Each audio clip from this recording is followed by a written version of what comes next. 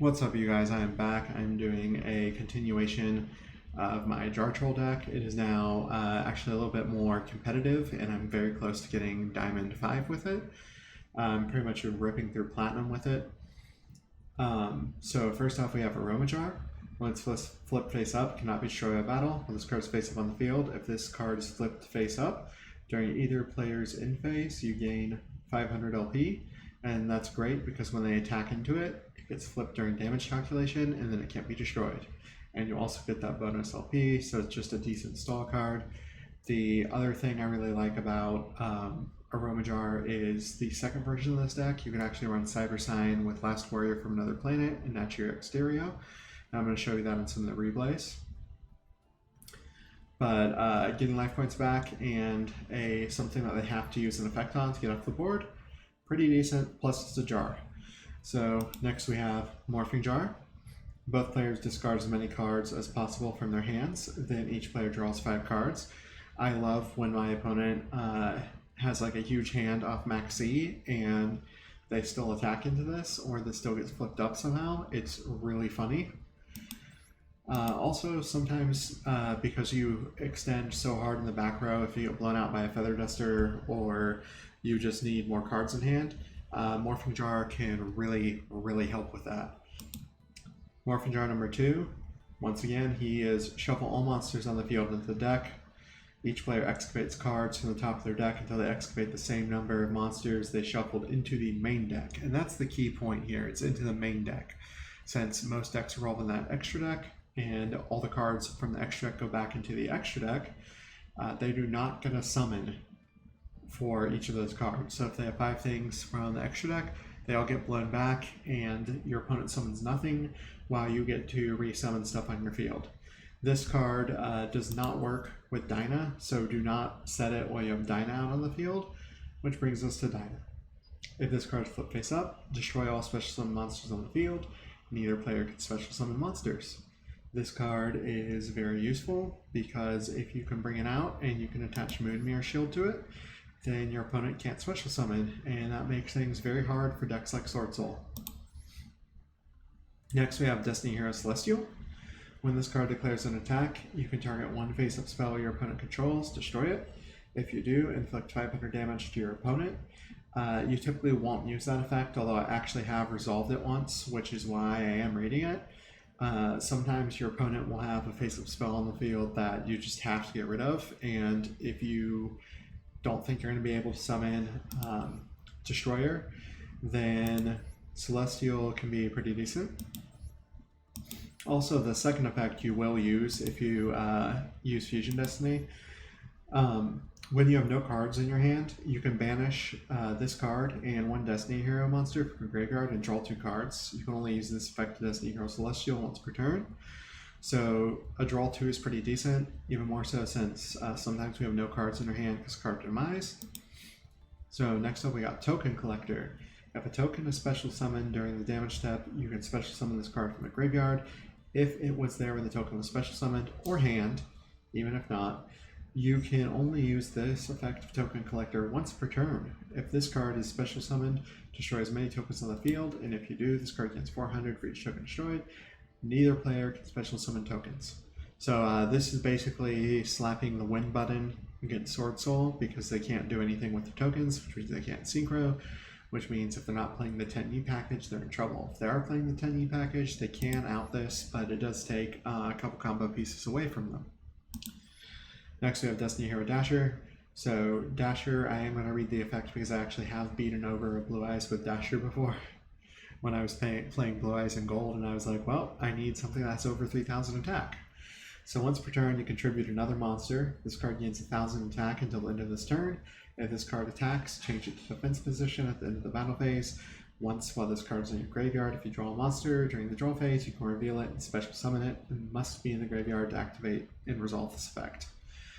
Now, the fun thing about Celestia and Dasher and Destroyer and Fusion Destiny is if you draw Dasher and you summon it and you need to use the effect, if you have Morphing Jar set, you can spin Celestial or Dasher if you have them on the field back into the deck, then later on still use Fusion Destiny. So you can still use Fusion Destiny even if you like played an attack with Celestial, which is pretty good. Next we have Card of Demise. Draw until you have 3 cards in your hand. Also for the rest of this turn after this resolves, your opponent takes no damage. During the end phase of this turn, send your entire hand to the graveyard. You can only activate 1 Card of Demise per turn. You cannot special summon during the turn you activate this card. So be aware that you cannot get Morphing Jar number 2 special summon effect if you activate Card of Demise. Next we have Pot of Desires. Banish 10 cards from the top of your deck, face down, draw 2 cards. You can only activate 1 Pot of Desires per turn. And I know people are saying, what if you banish the Celestial or the Dasher? Then I don't get to resolve Fusion Destiny that game, and I don't care because I'll probably discard it from Card of Demise or Morphing Jar anyway. Or I might set it to make my opponent think it's a trap. Next we have Lightning Storm. Lightning Storm, of course, is if you have no face-up cards, which you're just going to have a bunch of set cards, so it doesn't matter. You can activate one of these effects, destroy all attack position monsters your opponent controls, or destroy all spell and trap cards your opponent controls. Pretty good card. Next we have Moonmere Shield. Putting this on Aroma Jar is hilarious because it can't be destroyed and it's always 100 attack stronger. Putting this on Dinah is what you should do with the card. If the equipped monster battles your opponent's monster, during the damage calculation, the equipped monster's attack and defense become equal to the attack and defense, whichever is higher, of the opponent's battling monster, plus 100 attack during damage calculation only. If this card is sent from the field to the graveyard, pay 1 500 life points. Aroma Jar is useful for that. Place this card either on the top or bottom of your deck. So always have the strongest Dinah on board and beat up people with it.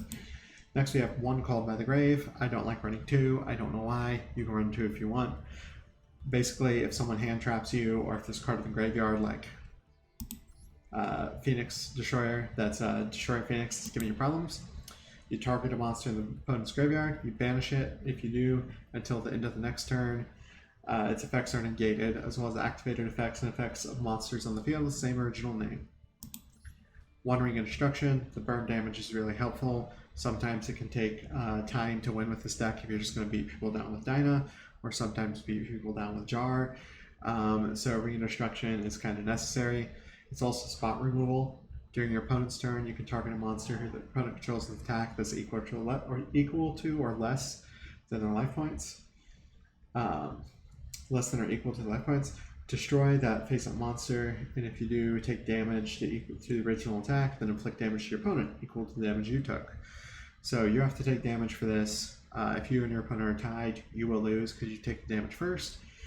I don't mind playing this card too much because I can get some of my life points back with the Aroma Jar, and the spot removal is really worth it. Next we have Torrential Tribute. When a monster or monsters is summoned, destroy all monsters on the field.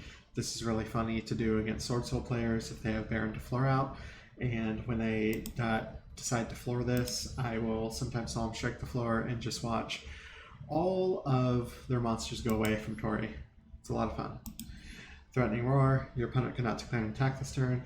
You would use this in a situation where you want to control when you flip up Morphing Jar number 2, or Morphing Jar, or Dinah even.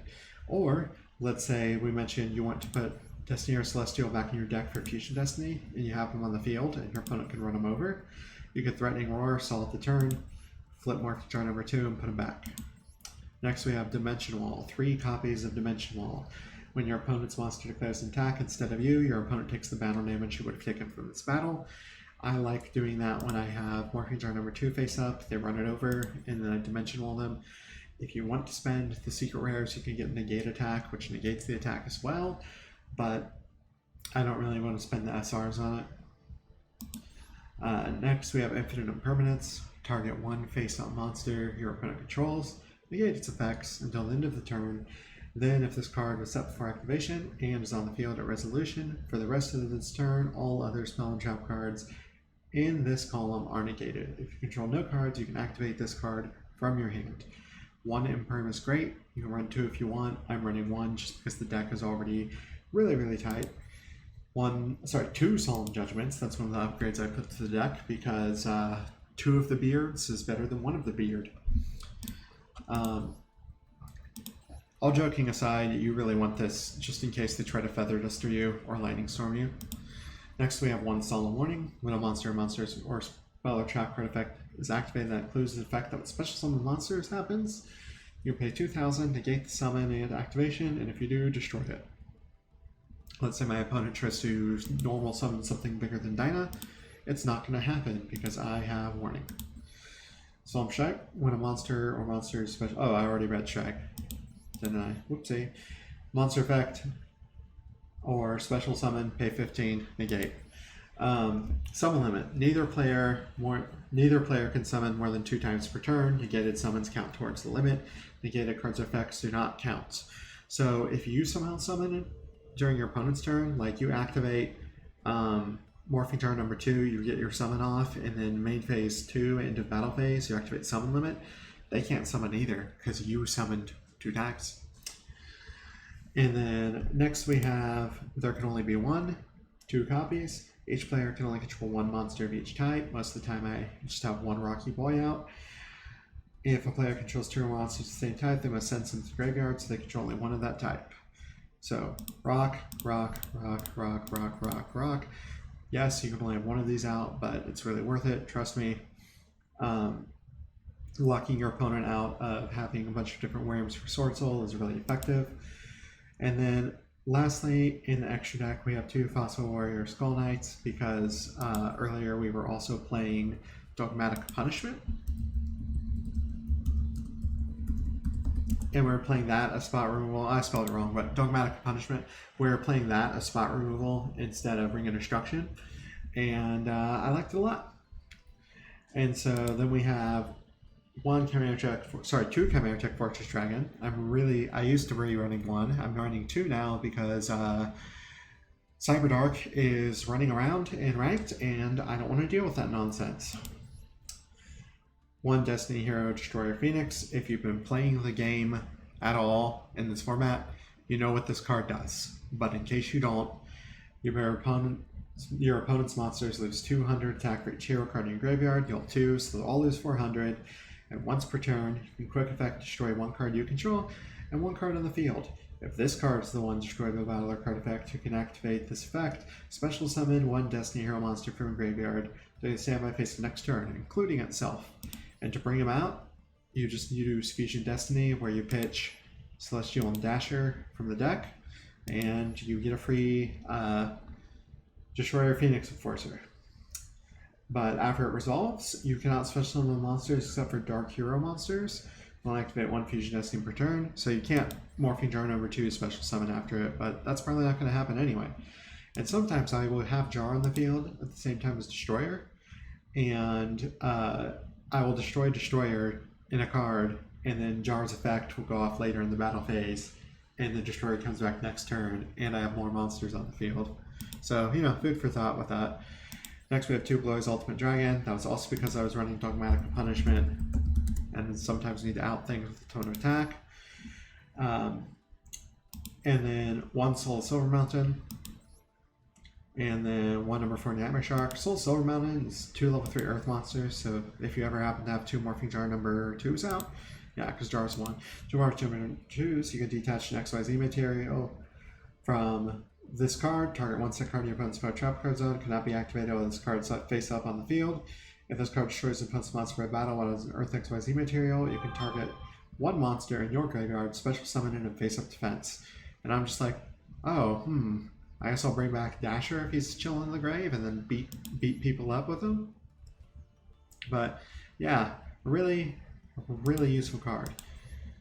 Nightmare Shark is detach 1 and a water monster can attack directly that turn that you control, so that's why it's there in case you need it.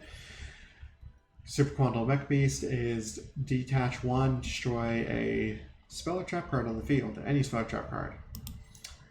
Next we have Gravity Controller. If you have a Link, no, sorry, not a Link monster. If you have a XYZ monster on the field with no material, you might as well link into this. Can't be used as Link material the turn it's Link summoned, and it can't be destroyed in the extra monster zone by battle in the main monster zone, so none of your opponent's monsters in the main monster zone can destroy it.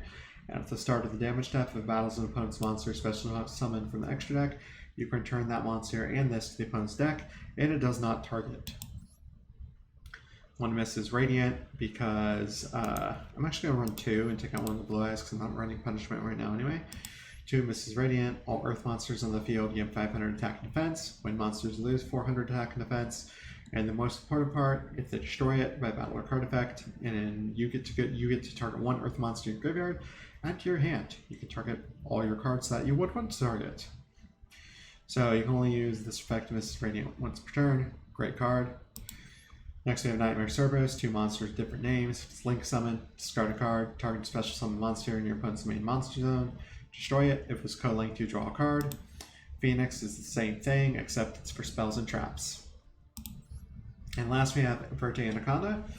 It's 2 effect monsters. You can target 1 face-up monster in the field. It becomes dark till the end of the turn.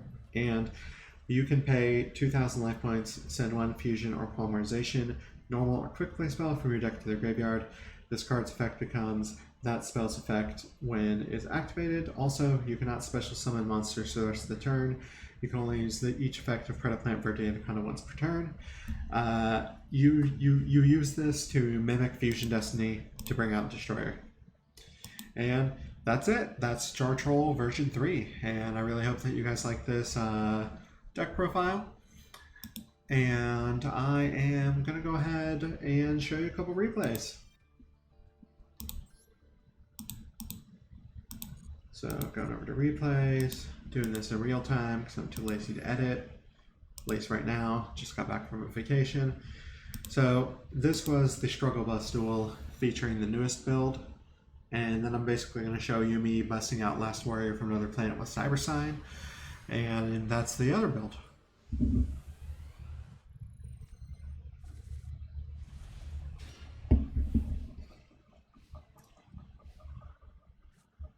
So here we're running a bunch of stuff to search for Cyberstein and draw faster.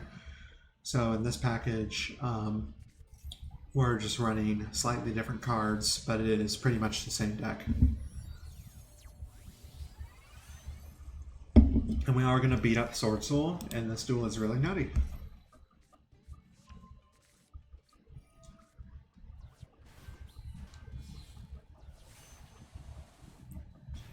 And so I'm like, oh shit, they got floor. What am I gonna do? And I'm like, okay, I'll just set 5. And I say, okay, well, fuck me. I'm just like, you know what? I really like my Death Lakota. And we're just gonna say no to that because we don't want them to special summon any more shit. And now the fun begins. They Ash Blossom the Death Lakota. I never thought I'd see someone Ash a Death Lakota.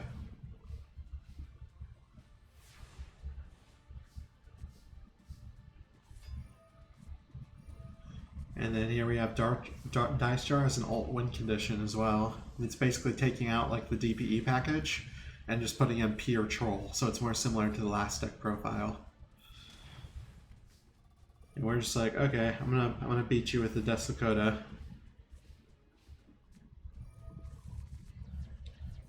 I don't want my opponent to have cards. I'm paying so many life points and I'm not carrying.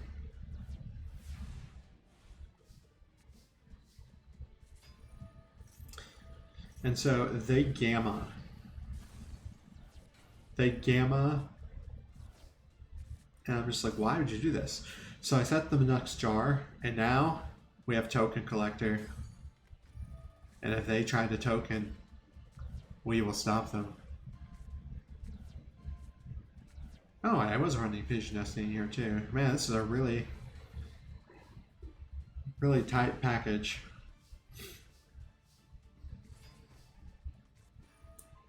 I'm like, okay, you're gonna negate the jar? I'm like, dude, it's fine, go for it. So we summon limit, and now they are going to attack the jar, and we're just gonna be like, one dimensional, please. And now jar starts giving us points.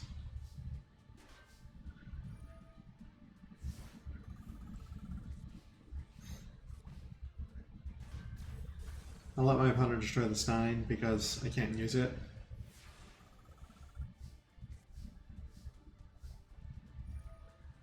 And we're just going to keep passing because we don't have anything we can really use.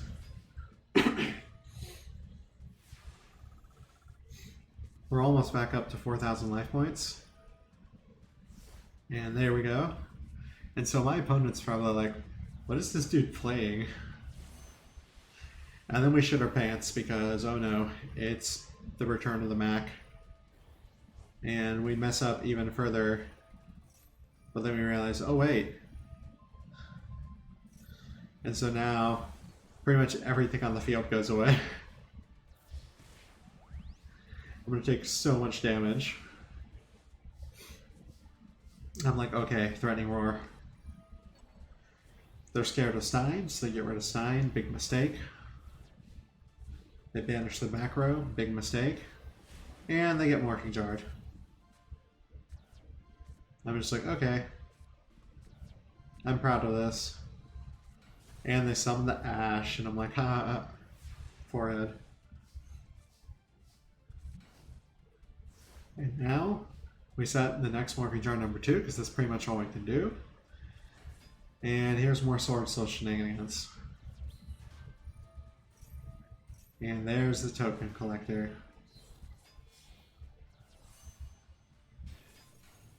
Doesn't matter, because they can still get a monster, and we say, okay, sure.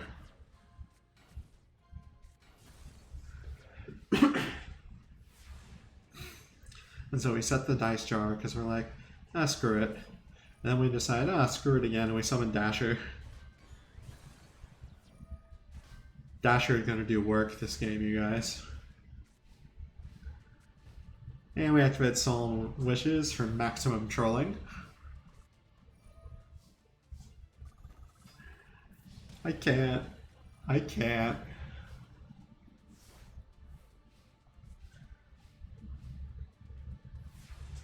If you want to see the more trolly version of this, go watch the first jar deck troll profile. Why can I not speak? I surely picked the right hobby to have here. And another Solemn Wishes, because 2 is better. And they're going to get rid of the token collector, and I'm going to be like, oh shit. And it's Dragite.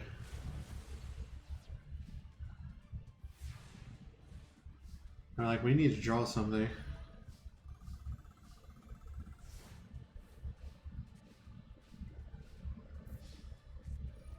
And I'm like, oh, I can now Solemn Strike, because I know they're going to let me have the Dimension Wall. Not let me have the Dimension Wall. I'm like, okay, cool. Cool, we got this. And it's like, oh hey, another Dimension Wall coming in clutch.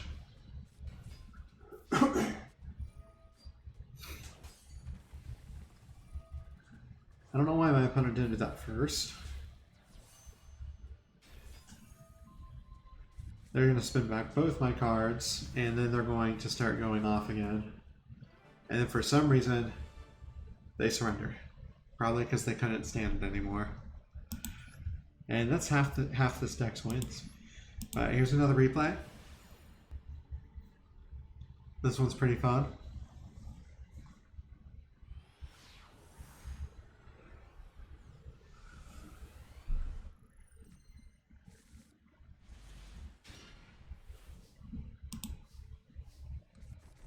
And it's like, oh hey, Cyberstein, you want to max see it? Sure. Here's Last Warrior.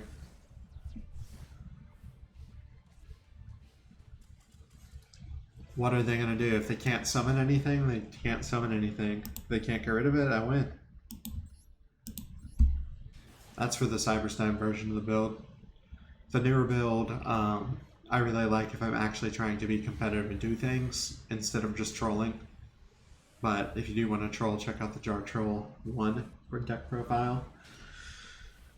So, Cyberstein touching down? Probably. Oh boy. Here's another Sword Soul deck.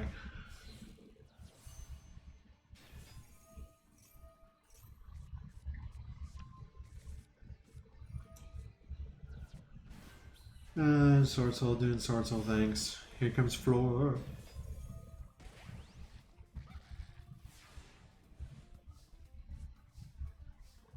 And we're just going to give me those cards.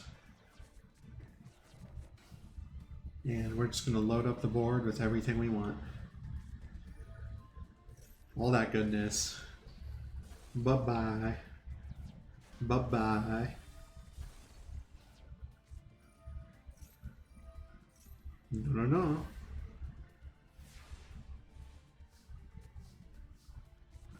And now we Stein. And we're just like, half my life points. Can always pay it. Unless you have one life point. Now we have YuGiOh, and I'm just like, okay, here. Let's go. One Wyrm and no Speller Traps, bitch. Activate the Solemn Wishes for max trolling. And activate the Dimension Wall for even more trolling. I love it. I love it so much. It's so funny.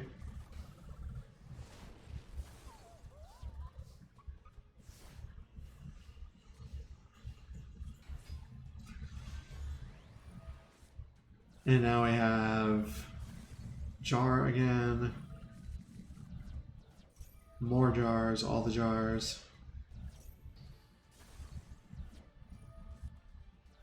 I'm like, oh great, it's Long Wand. Can't do the token though.